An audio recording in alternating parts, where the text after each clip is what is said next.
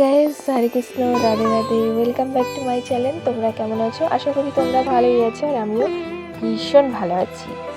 আর আজ সোমবার, এখন সময় বেলা 8টা। তো এই টাইম থেকে ব্লগটি স্টার্ট করছি। আই হোপ যে ব্লগটি তোমাদের ভালো লাগবে।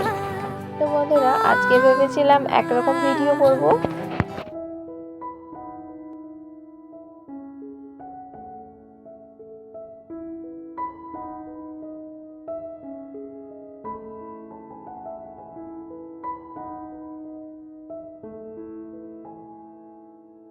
হয়ে গেল আর একরকম ভিডিও। এই যে দেখো, এখন আমি আমার বেডরুম ক্লিন দিয়ে আজকে ভিডিওটা স্টার্ট করছি। আর বন্ধুরা, ইউটিউবে টিকে থাকা কিন্তু চারটিখানি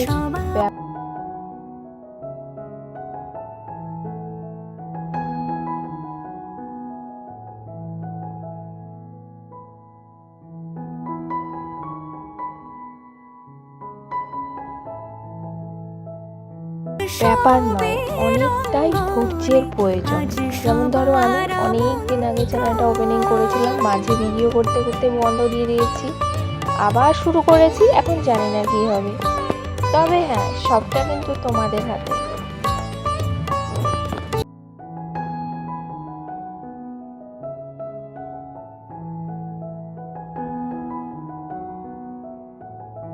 তোমরা যদি ভালোবাসা দেও তবেই কিন্তু আমি এগোতে পারবো, নচেত কিন্তু পারবো না।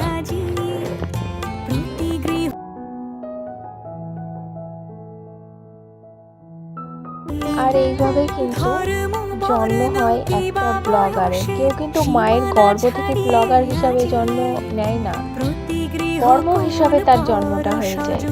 আমার কথাগুলো কেমন লাগলো অবশ্যই কমেন্টে জানাতে ভুলো না। আর জানি কিছু পার্সোনাল কথা শেয়ার করে ফেললাম। আর এইদিকে রান্নার আয়োজন শুরু করে দিয়েছি। আজকে কিন্তু ডিমের ঝোল রান্না করছি। ডিমের ঝোল, শাক, নিম পাতা ভাজা করেছিলাম পরে, আর করেছিলাম বিন আলু ভাজা। তো এই ছিল আজকের মেনু।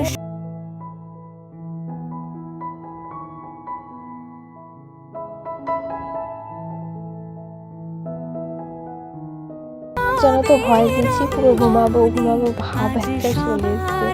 তো যেটা সত্যি সেটাই তোমাদের সঙ্গে শেয়ার করলাম। আর এদিকে দেখো,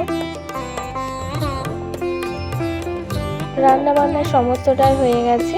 আর এই যে ডিমগুলো এখন ভেজে নিলাম, আর একটু হালকা করে আজকে ভেজেছি। তবে এটা শেয়ার করার মতো কিছু নেই, জানি সকলেই রান্না বান্না পারো, তবে আমার মনে হলো আমি করছি যখন, যাই করি না কেন তোমাদের সঙ্গে শেয়ার করছি, তো আজও করি, তাই আর কি বলতে পারো।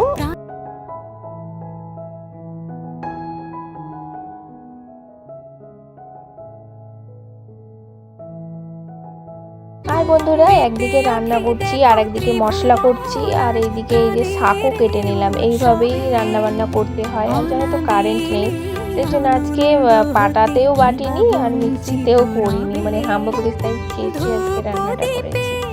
আজকে দারুণ টেস্ট হয়েছিল, মনেই হচ্ছিল না ছেঁচে রান্না করেছি। আর জানো তো, বেশি বাটাবাটি না করে যদি এরকম ছেঁচে রান্না করা যায়, প্রপার টেস্ট আসে। আর তারপরে তোমাদের সঙ্গে মেনুগুলো সমস্ত কিছু শেয়ার করে ফেললাম। আর এই যে এখন হাজবেন্ডের ভাত বেড়ে দিচ্ছি, কারণ ও খেয়ে নিয়ে কাজে যাবে। তো আজকে লেটে একটু কাজে যাচ্ছে, তাই বলতে পারো প্রপারলি সুন্দরভাবে গুছিয়ে দিতে পারলাম।